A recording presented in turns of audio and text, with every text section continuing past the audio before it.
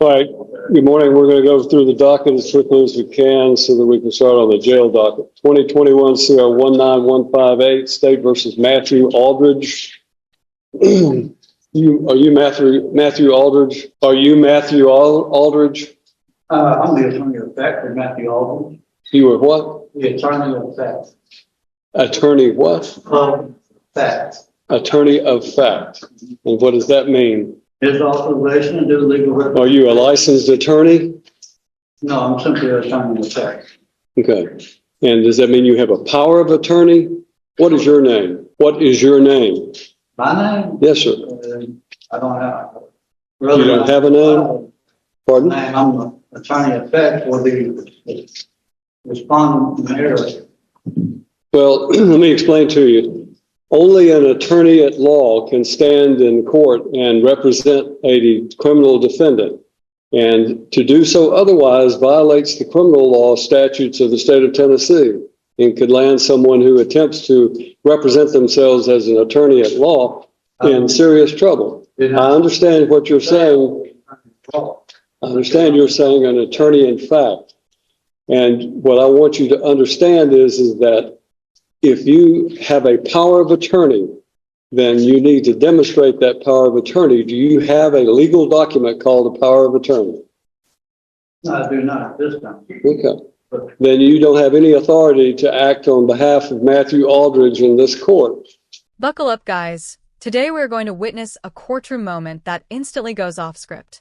What starts as a routine case call suddenly turns bizarre when a man claims to be an attorney of fact, but refuses to even state his name.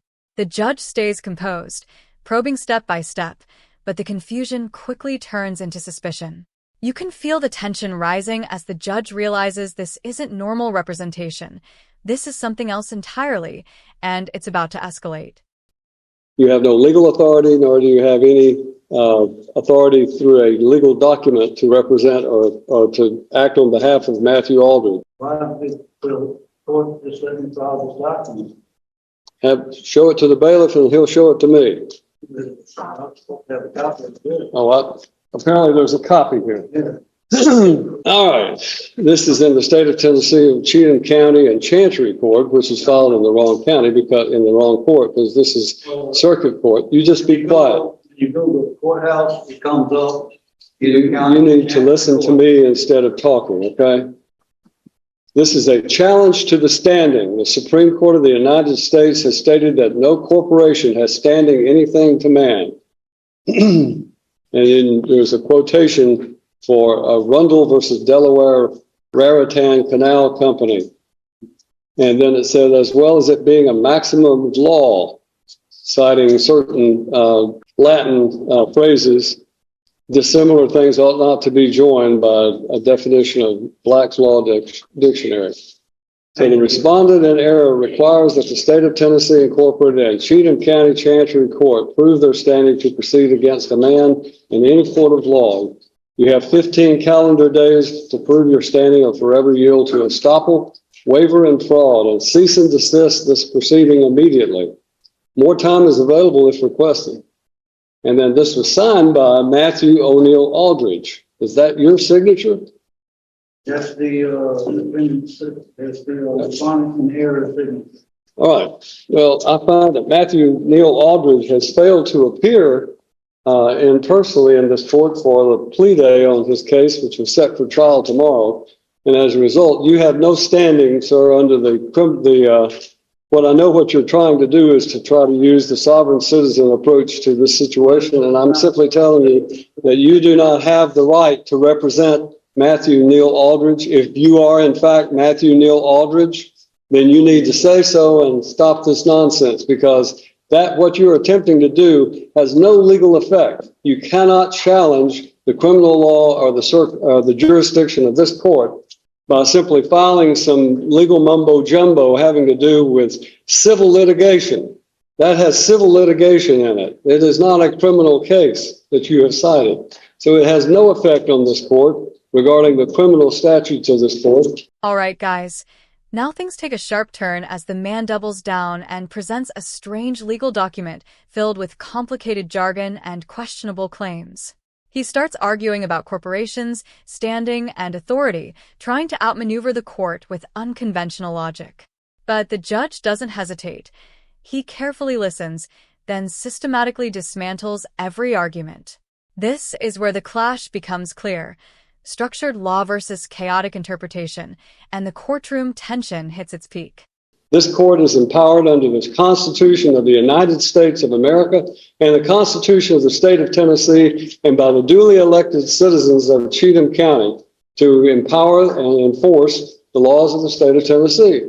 And that is what I'm going to do regarding Matthew Lynn Aldridge. Mr. Aldridge is set for today to appear in court personally on what we call our last plea day before his trial date tomorrow. Question. Is that an article pre-trial? To what? Will that be an article pre-trial? A trial by jury with jury?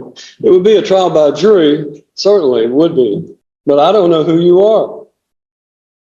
And I don't think you have any authority if you are not Matthew Lynn Aldridge to appear before this court. And you're wasting valuable time to all of these other citizens who are here today. So when I'm talking, you stop talking. No, you will when I'm finished talking. You are wasting the court's time by doing this, and I'm just simply instructing you that if you are, in fact, Matthew Lynn Aldridge, then this is your last day to settle your case. The trial date is set for tomorrow, and unfortunately, it will not go forward because of the fact that I have a conflict and I have to be in Stewart County on a civil matter. So we're going to assign a new trial date for Matthew Lynn Aldridge. Now, is there a problem with the jury warrants? If you put a notice up there for tonight, if we don't need you tomorrow, but we need you on February. General, we're going to need to set a trial date in July. I'm sorry. July 15th. July 15th. All right. To Matthew Aldridge and the individual standing before me, whose name must not be uttered. Then we will set a July 15th trial date for Mr. Aldridge. Whatever this document is that you have filed is in fact invalid because it does not cite any valid criminal statute, and therefore deny whatever that might be in the way of a motion. The trial date will be July 15th. The last day for Mr. Aldridge to enter a plea or go to trial will be July the 8th. July the 8th. Now, we're going to give you a card. If you are, in fact, Matthew Aldridge and you're just playing games with the court regarding this nonsense that you filed, then you may get this card and you may go on about your business. If you are not Matthew Aldridge, then I would suggest to you, you relay to Mr. Aldridge that he must appear on July the 8th, or a bond revocation will take place, and his case will be will take place with him in jail, incarcerated on the 15th. That's the judgment of the court. You need to take your piece of paper and go on about your business. All right, guys, this is where the judge fully takes control and shuts everything down with authority.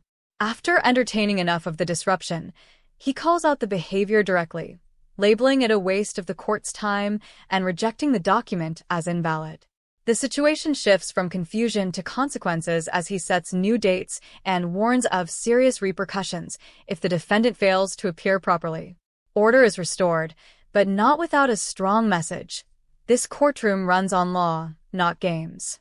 Make sure to like the video, subscribe to the channel, and we'll see you in the next video.